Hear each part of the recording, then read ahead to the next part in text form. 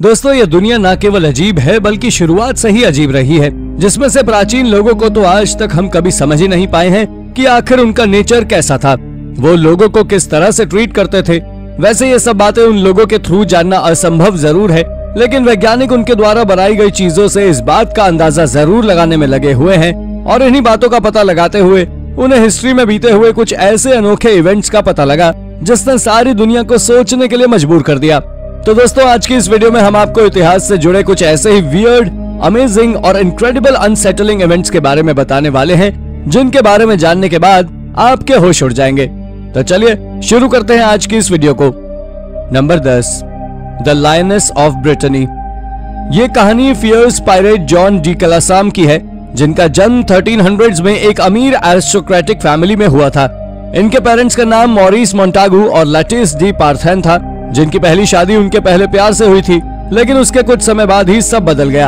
आपको बता दें कि 1326 में इनके पहले पति की डेथ हो गई और उसके बाद उन्होंने फ्रेंच किंग से शादी कर ली, लेकिन वो शादी मान्य ना हो सकी क्योंकि फ्रेंच किंग ने डी कलासाम के ऊपर कई आरोप लगाए, जिसके बाद डी कलासाम पूरी तरह रेज मोड में चली गई और उनके पास जो कुछ भी था उन्होंने अपना सारा सामान तो बेचा ही, साथ ही उनके पास करोड़ों की जमीन भी थी और उन्होंने उस जमीन तक को बेच दिया।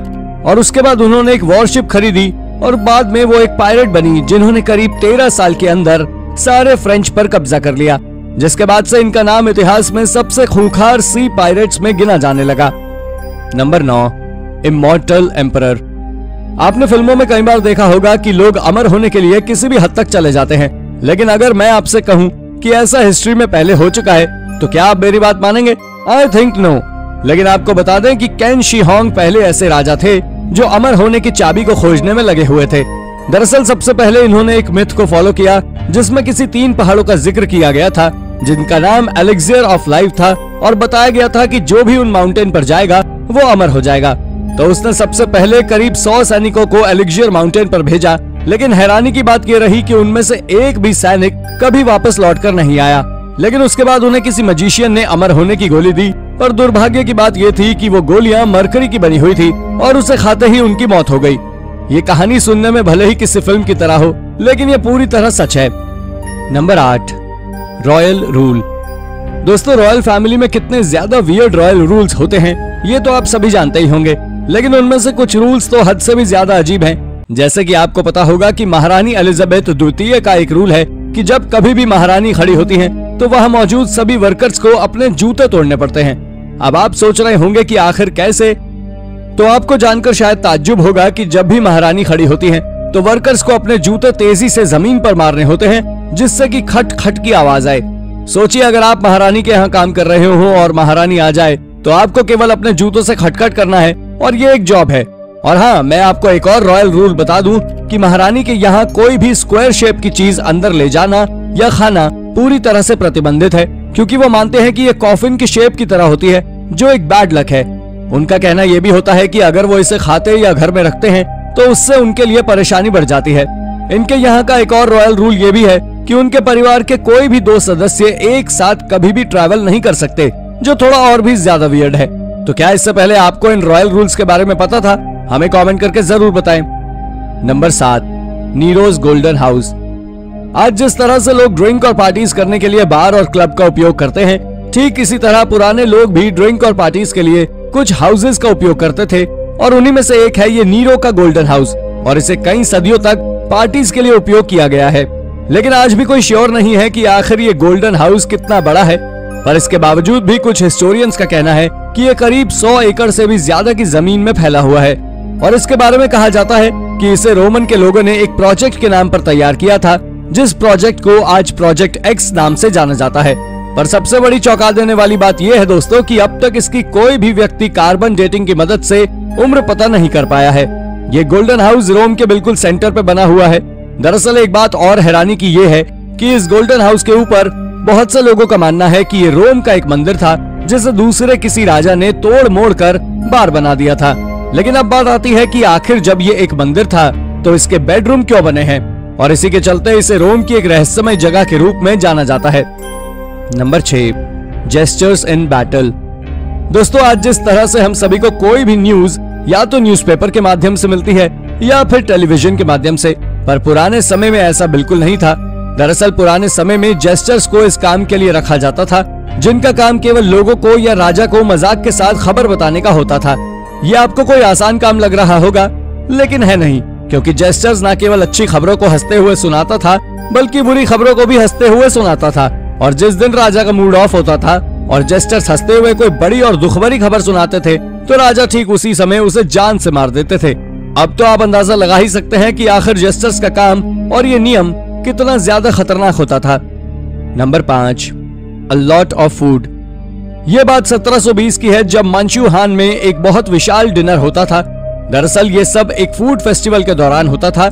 ये वाकई नेक्स्ट लेवल था, जिसमें मंचू और हान दोनों ही चाइनीज फूड होते थे, जिसमें करीब करीब 300 खाने की डिशेस होती थी। जी हाँ, 300 खाने की डिशेस, जिसमें वेज और नॉन वेज दोनों तरह के खाने होते थे।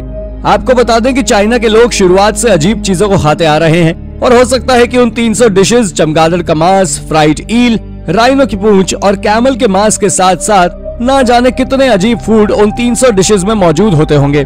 आप ये भी जान लें कि यह हिस्ट्री में अब तक का सबसे बड़ा फूड फेस्टिवल था, जिसे दुनिया में कोई भी चाइना जाकर एंजॉय कर सकता था। तो क्या आप उन 300 डिशेस को खाना चाहेंगे? हमें कमेंट करके जरूर बताएं। Number 4, mouse skin eyebrows. ये बात साल 1800 की है, जब लोग कई सारे गेम्स शर्त लगाकर खेला करते थे, और जो भी उस खेल को हारता था उसे शर्त के तौर पर अपनी आईब्रो शेव करानी पड़ती थी। और यही नहीं, कुछ लोग तो केवल इसलिए ही आईब्रो शेव कराते थे ताकि उनका फोरहेड यानी माथा चौड़ा नजर आए, और इसे सच्चे प्यार को खोजने की चाबी भी माना जाता था। लेकिन जैसे जैसे समय बीतता गया, वैसे वैसे सब चेंज होता गया, और लोगों को समझ आता गया कि आईब्रो शेव कराने से कोई अच्छा नहीं लगता।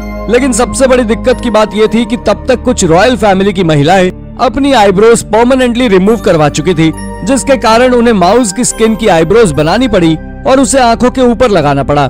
जिसके बाद आईब्रोज रिमूव कराने के बाद नकली आईब्रोज को लगाने का एक शानदार ट्रेंड चला और बहुत ज्यादा पॉपुलर हुआ। Number 3, heart of glass. ये कहानी ग्लास अलेक्जेंड्रिया के बावरिया की है, जो कि एक रॉयल फैमिली से बिलोंग करती थी, जिनकी हमेशा से केवल और केवल एक ही इच्छा थी कि वो एक विशाल पियानो बजाए जो प्योर ग्लास से बना हो। लेकिन जैसे जैसे बावरिया बड़ी होती गई, वैसे वैसे उन्हें लिटरेचर में मजा आने लगा, और लिटरेचर पढ़ना उनकी एक हॉबी बन गई। लेकिन उनकी बचपन से इच्छा थी कि उनके पास एक विशाल ग्लास से बना पियानो हो, और उसी इच्छा के चलते उनके अंदर ही एक पियानो डेवलप हो गया। दरअसल ये कोई रियल पियानो नहीं था, बल्कि उनकी आवाज से ऐसा समझ आता था कि उनके अंदर एक ग्लास पियानो है, क्योंकि उनकी आवाज कभी भी ग्लास की तरह टूट जाती थी। और इसका जिक्र आपको हमारे इतिहास की किताब में देखने को मिल जाएगा, क्योंकि ये दुनिया में हुई सबसे अजीब घटनाओं में से एक है। Number 2, the anti theft briefcase. दोस्तों, आज तो मॉडर्न साइंस की मदद से लगभग हर चीज संभव हो गई है, जैसे कि एंटी थेफ्ट ब्रीफकेस, जिसमें आज जीपीएस सिस्टम के साथ कई अन्य चीजें भी आने लगी हैं। लेकिन अगर बात करें कि आखिर 1950 में लोग अपने बैग्स को सुरक्षित कैसे रखते थे, तो आपको बता दें कि उस समय एंटी बैंडेड बैग्स चला करते थे, जो थोड़े अजीब जरूर थे। ये बैग्स 2 प्रकार के होते थे। पहला बैग 1950 में बनाया गया था, जो बैंक्स के पैसों को ट्रांसफर करने के लिए उपयोग होते थे। दरअसल इस बैग में एक बटन होता था, जिसको दबाते ही उस बैग के रेड कलर की मिस्ट निकलने लगती थी, जिससे चोर डरकर भाग जाते थे। इसके बाद दूसरा एंटी बैंडेड बैग 1963 में बनाया गया था। बस उसमें इतना चेंज था कि उस बैग में लगा बटन दबाते ही उस बैग के अंदर का सारा सामान बाहर आ जाता था। इन बैग्स का बैंक तक पैसा पहुंचने में 19s में बहुत बड़ा योगदान प्रदान किया है। Number 1, ice palace. 1730 से 1740 तक रूस की महारानी एना इवियोना को इतिहास में क्रूर और पागल महिला के रूप में याद किया जाता है। ये महिला इतनी ज्यादा क्रूर और बेकार थी, इसका अंदाजा आप इसी बात से लगा सकते हैं कि उसके नियंत्रण की अवधि को रूस के अंधेरे युग के रूप में प्रस्तुत किया जाता था। लेकिन आपको जानकर ताज्जुब होगा कि एक ऐसी अवधि जब एक गंभीर रूप से अलोकप्रिय सरकार किसी देश पर राज कर रही हो, वहाँ के लोग महारानी को पागल कह रहे हो, तब भी 1739 से 1740 में एक भव्य बर्फ महल का निर्माण हुआ, जो वहाँ के डेवलपमेंट का एक उदाहरण था। हालांकि हाल के रिसर्चर्स ने कुछ बहुत दिलचस्प सवाल उठाए हैं कि आखिर इस महल का निर्माण किन परिस्थितियों में हुआ, और अगर उस समय इस आइस पैलेस का निर्माण हुआ तो समय के साथ इसकी व्याख्या कैसे की गई। पर आप जान ले कि ये सवाल जितना अजीब है, उससे कई गुना ज्यादा ये हिस्ट्री में बीता एक हॉरिफाइंग इवेंट है। तो दोस्तों, ये थी हमारी आज की वीडियो। अगर आपको वीडियो पसंद आई हो तो वीडियो को लाइक करें, और हाँ, जाते जाते चैनल को सब्सक्राइब करना बिल्कुल भी ना भूलें। धन्यवाद।